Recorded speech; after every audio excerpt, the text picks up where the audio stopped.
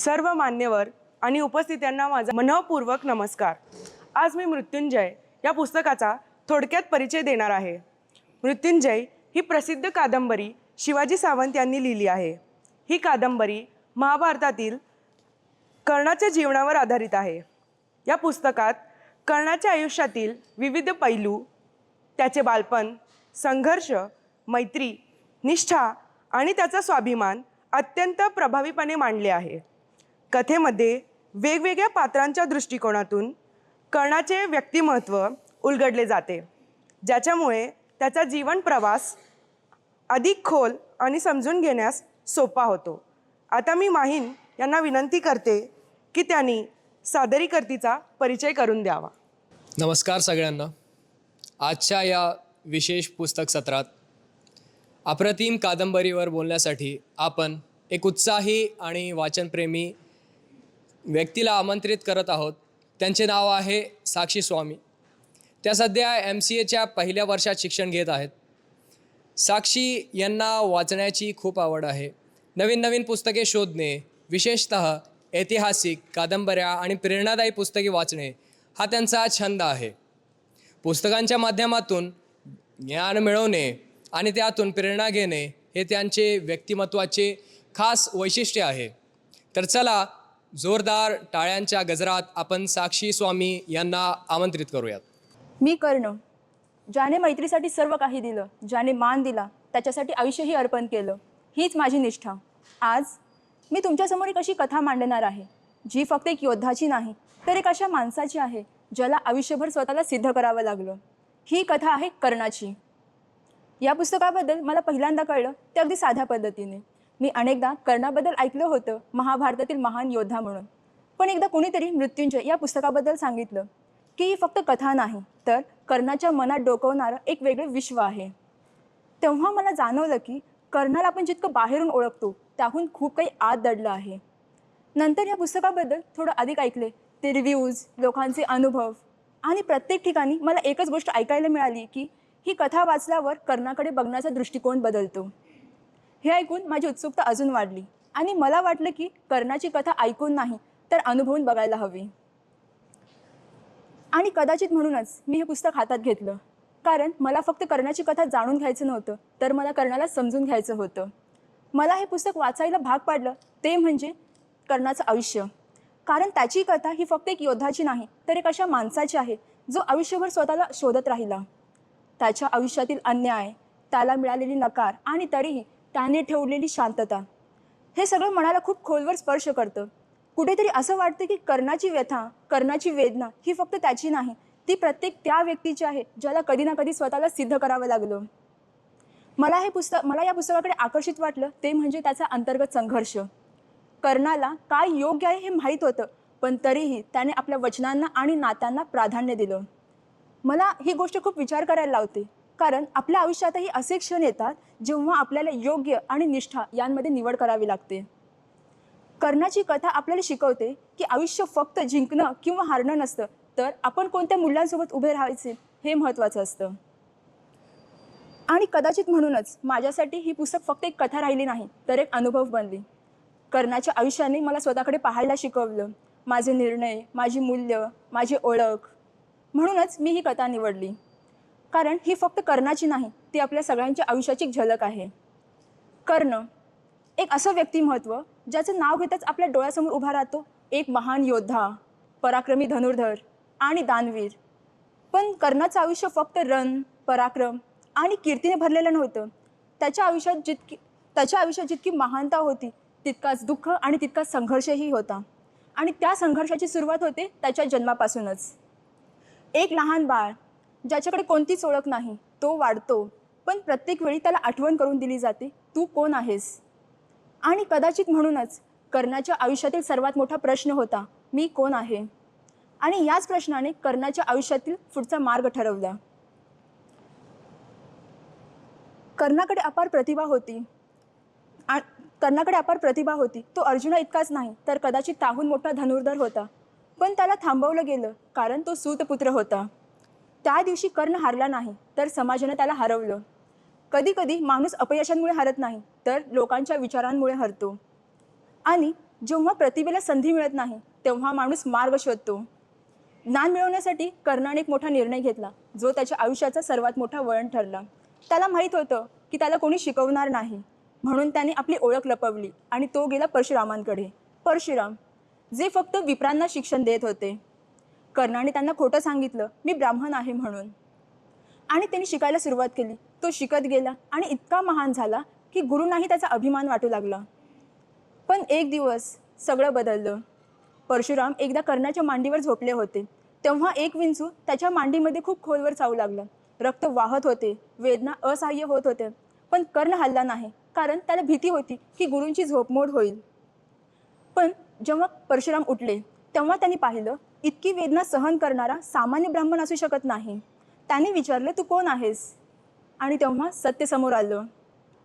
परशुराम रागावले आणि त्यांनी कर्णाला श्राप दिला, ज्या क्षणी तुला तुझं सर्वात मोठं ज्ञान उपयोगी पडेल त्या क्षणी तू ते विसरशील. आणि कदाचित हा श्राप कर्णाच्या आयुष्याचा शेवट ठरवून गेला. या सगळ्या संघर्षामध्ये त्याला अजूनही एक गोष्ट हवी होती, स्वीकार. आणि तेव्हाच त्याच्या आयुष्यामध्ये एक अशी व्यक्ती येते ज्याने त्याला विचारलं नाही तू कोण आहेस, त्याने फक्त पाहिलं तू काय आहेस. दुर्योधनाने कर्णाला मान दिला, ओळख दिली, आणि त्या एका क्षणासाठी कर्ण आयुष्यभर ऋणी राहिला. आणि हीच मैत्री फक्त नातं नव्हतं, ती होती विश्वासाची पराकाष्ठा. कर्णाच्या आयुष्याच्या प्रवासात अनेक नाती जोडली गेली, पण एक नातं असं होतं जे फक्त मैत्रीचं नव्हतं, ते होतं निखळ विश्वासाचं नातं. आणि त्या मैत्रीचं एक सुंदर उदाहरण म्हणजे एक छोटासा प्रसंग. त्या प्रसंगात दडलेला आहे विश्वासाचा खरा अर्थ. एकदा राजवाड्यात कर्ण आणि भानुमती, दुर्योधनाची पत्नी, दोघेही बुद्धिबळ खेळत बसलेले असतात. खेळ रंगत आलेला असतो. दोघेही पूर्ण लक्ष देऊन खेळत असतात. हळूहळू भानुमती हरत असल्याचे तिला जाणवते. ती खेळ अर्धवट सोडून उठून जायचा प्रयत्न करते. तेव्हा कर्ण अजून खेळात गुंतलेला तिला थांबवण्यासाठी तिचा हात पकडतो, आणि त्या गडबडीत कर्णाच्या हातून भानुमतीच्या गळ्यातील मोत्यांचा हार ओढला जातो आणि सगळे मोती खाली विखुरले जातात. त्या क्षणी दुर्योधन तेथे येतो. तो शांतपणे विचारतो, काय कर्ण, मोती उचलण्यात तुझी मदत करू का? हा प्रसंग असा असतो की कोणालाही शंका यावी, गैरसमज व्हावा, पण ना राग, ना शंका, ना प्रश्न, कारण त्याला आपल्या मित्रावर पूर्ण विश्वास असतो. आणि हीच खरी मैत्री असते, जिथे नात्यात शंका नसते, फक्त निखळ विश्वास असतो. आणि हीच निष्ठा त्याच्या आयुष्यातील प्रत्येक निर्णयामागची ताकद बनते. पण कर्णाचं सर्वात मोठं युद्ध हे रणांगणात नव्हतं, ते त्याच्या मनात चालू होतं. एकीकडे त्याला माहीत होतं काय योग्य आहे, दुसरीकडे त्याने दिलेलं वचन होतं. आणि त्या प्रत्येक संघर्षानंतर तो पुन्हा स्वतःलाच विचारत असतो, मी कोण आहे? कर्णाला आपण नेहमी एक महान योद्धा म्हणून पाहतो, दानवीर म्हणून ओळखतो, पण त्याच्या आयुष्यात एक अशी लढाई सुरू होती जी कुणालाच माहीत नव्हती. ती लढाई होती त्याच्या स्वतःशीच. कर्ण बाहेरून खूप मजबूत दिसतो, एक महान योद्धा, दानवीर, पण आतून पुन्हा नेहमी स्वतःला प्रश्न विचारत राहतो, मी कोण आहे? तो नेहमी स्वतःशीच विचारत राहतो, स्वतःशीच लढत राहतो. एकीकडे त्याच्यात प्रचंड सामर्थ्य होते आणि दुसरीकडे त्याला स्वतःची ओळख नव्हती. कधी कधी बाहेरच्या युद्धापेक्षा मनातलं युद्ध जास्त कठीण असतं. कर्ण आयुष्यभर रणांगणात नाही तर स्वतःच्या मनात लढत राहिला. आणि शेवटी हा प्रश्न त्याच्यासमोर एक असा सत्य उभारतो जेव्हा त्याला निर्णय घ्यावाच लागतो. युद्धाच्या आधी एक आई आपल्या मुलासमोर उभं राहते. कुंतीच्या डोळ्यात अश्रू असतात. ती कर्णाला म्हणते, कर्ण, तू माझा मुलगा आहेस. कर्णाच्या डोळ्यात वेदना असतात. तो म्हणतो, आई. ती वेदनेच्या स्वरात म्हणते, हो, तू माझा ज्येष्ठ पुत्र आहेस. कर्ण शांतपणे व ठामपणे विचारतो, आता का सांगतेस हे सगळं? आईच्या मायेने ती त्याला समजावण्याचा प्रयत्न करते. ती म्हणते, माझ्याकडे परत ये, तू राजा होशील, सगळं राज्य तुझं असेल. कर्णाच्या डोळ्यात अश्रू येतात आणि तो ठामपणे म्हणतो की आई, ज्यावेळी मला तुझी गरज होती त्यावेळी तू नव्हतीस, आणि आज जेव्हा माझ्याकडे सगळं आहे तेव्हा तू मला परत बोलवत आहेस. आता खूप उशीर झाला आहे, पण मी तुला वचन देतो की तुझे 5 पुत्र जिवंत राहतील. अर्जुन किंवा मी, कोणीतरी एकच राहील. आता त्याच्यासमोर सत्य होतं, पण त्याची निष्ठा अजूनही अडळ होती. युद्धाच्या आधी स्वतः श्रीकृष्ण कर्णाला भेटायला येतात. कृष्ण हसत पण शब्दपूर्ण अर्थात त्याला सांगतात, कर्ण, तू पांडवांचा ज्येष्ठ भाऊ आहेस. तू सत्याच्या बाजूला ये, तू राजा होशील, सगळं राज्य तुझं असेल. कर्ण शांतपणे म्हणतो, मला सगळं माहीत आहे, पण कृष्णा, मी माझं कर्तव्य बदलू शकत नाही. ज्याने मला मान दिला त्याला सोडू शकत नाही.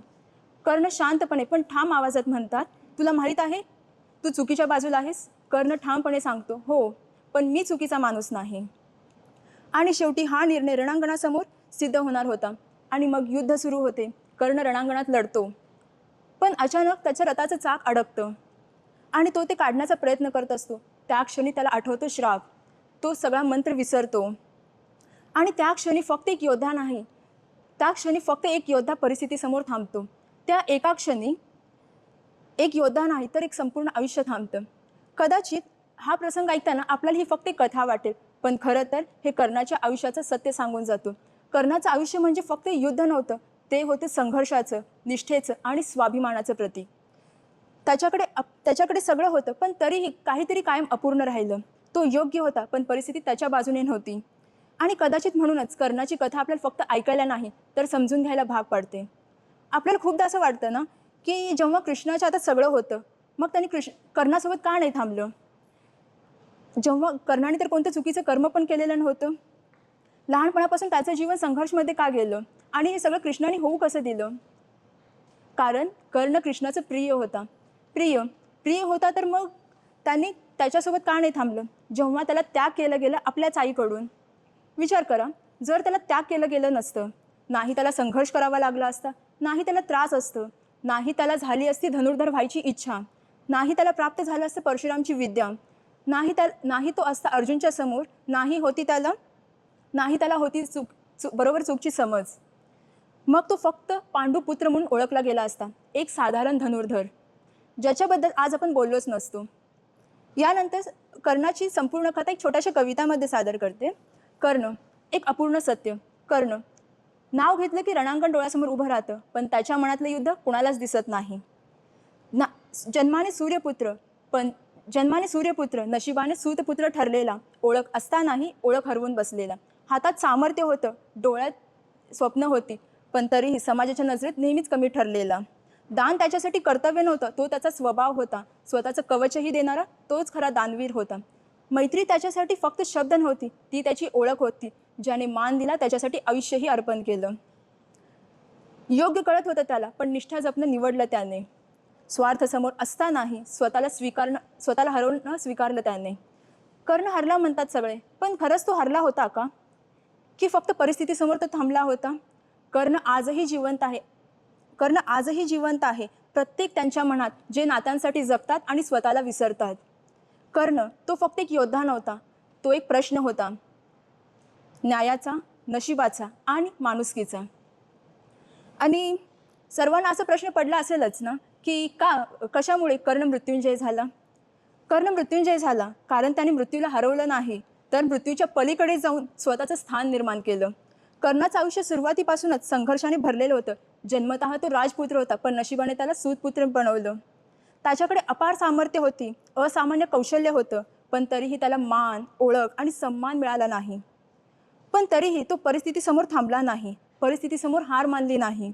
त्याच्या आयुष्यात अनेक अन्याय झाले, पण त्याने कधीच आपली मूल्य सोडली नाहीत. त्याच्या आयुष्यात अनेक अन्याय झाले, पण त्याने आपले कधीच मूल्य सोडली नाहीत. त्याने मैत्री जपली शेवटपर्यंत. त्याने वचन पाळले कितीही कठीण असलं तरीही. आणि सर्वात महत्त्वाचं, त्याने दान दिलं स्वतःचं कवच कुंडलसुद्धा.